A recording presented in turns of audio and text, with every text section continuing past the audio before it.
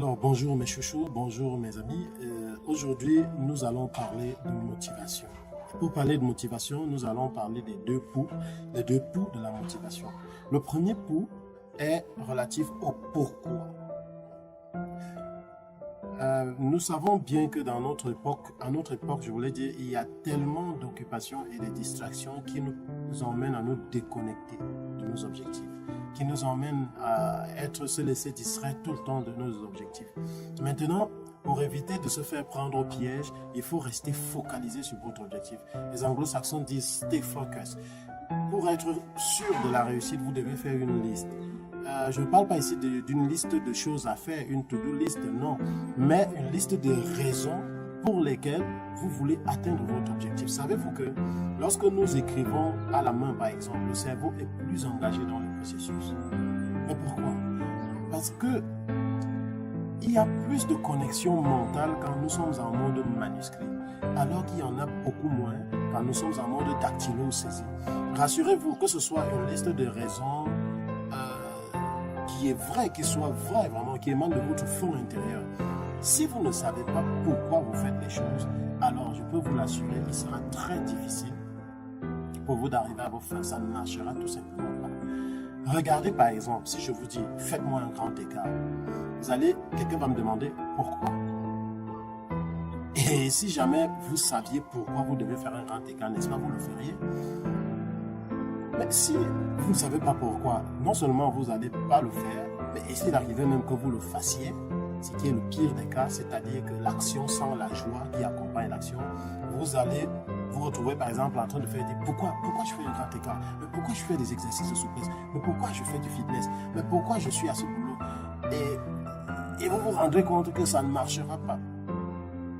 Ce cas-là, on le voit généralement chez nos frères et sœurs qui sont les ex-demandeurs d'emploi.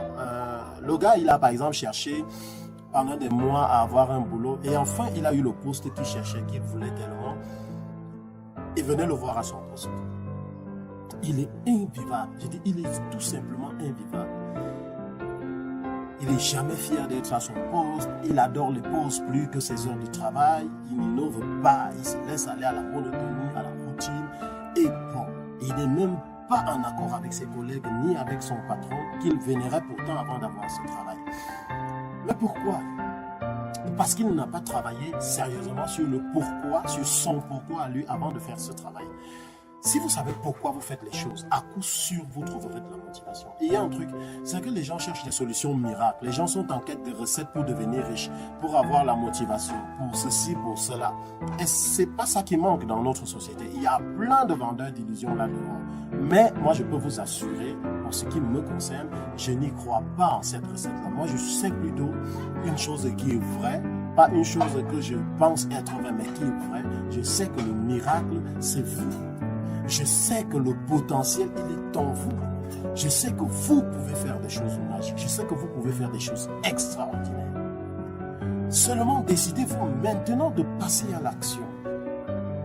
Décidez-vous maintenant. Il faut que vous appreniez à vous mettre la pression, tout seul, à vous foutre la pression et à passer à l'action. Le deuxième coup qu'on va voir relativement à la motivation, ce sera le pourquoi pas. Posez-vous la question de savoir qu'est-ce qui arrivera si je ne bouge pas?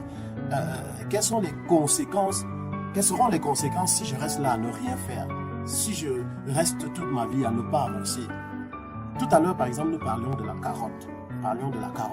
Maintenant, c'est le bâton.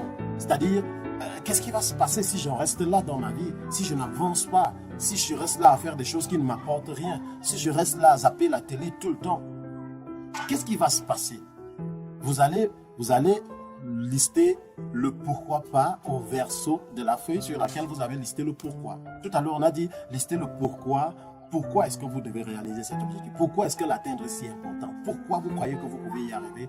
À l'arrière de la même feuille, essayez donc de lister maintenant le pourquoi pas. C'est-à-dire, qu'est-ce qui arriverait si je reste là à ne rien faire? Si je regarde les vidéos à ne rien faire? Si je m'informe sur Internet et je ne fais qu'entasser les informations sans passer à l'action?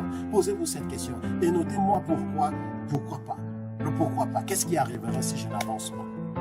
Ok, écrivez et vous allez vous rendre compte que le simple fait de l'écrire sur du papier créera des connexions. Et ça peut être un déclencheur pour un début à l'action. Mais avant de terminer ce matin, je voudrais vous dire l'un des plus grands secrets de la motivation. L'un des plus grands secrets de la motivation, c'est de faire les choses pour les autres. Il faut toujours se poser la question de savoir qu'est-ce que j'apporte aux autres, qu'est-ce que j'offre au monde en poursuivant cet objectif, ou bien en réalisant ce projet, ou bien en construisant ce truc, oui, peu importe ce que c'est. Qu'est-ce que j'apporte au monde? Certainement qu'en le faisant, beaucoup d'entre nous arrêteront d'être des personnes qui se plaignent tout le temps. Beaucoup d'entre nous arrêteront d'être des personnes négatives. Parce que vous le savez déjà certainement depuis que vous me suivez, il faut être positif en toutes circonstances. Et ces gens qui voient le mal, le négatif, même là où il n'y a que du positif. Peut-être que en commençant à procéder de cette manière, on verra qu'il est plus important d'être positif que d'être négatif. Maintenant, ne l'oubliez pas, surtout, j'insiste. Là, chaque réussite commence par la volonté d'essayer. Chaque réussite commence par la volonté d'essayer. Alain Zopéi et à demain.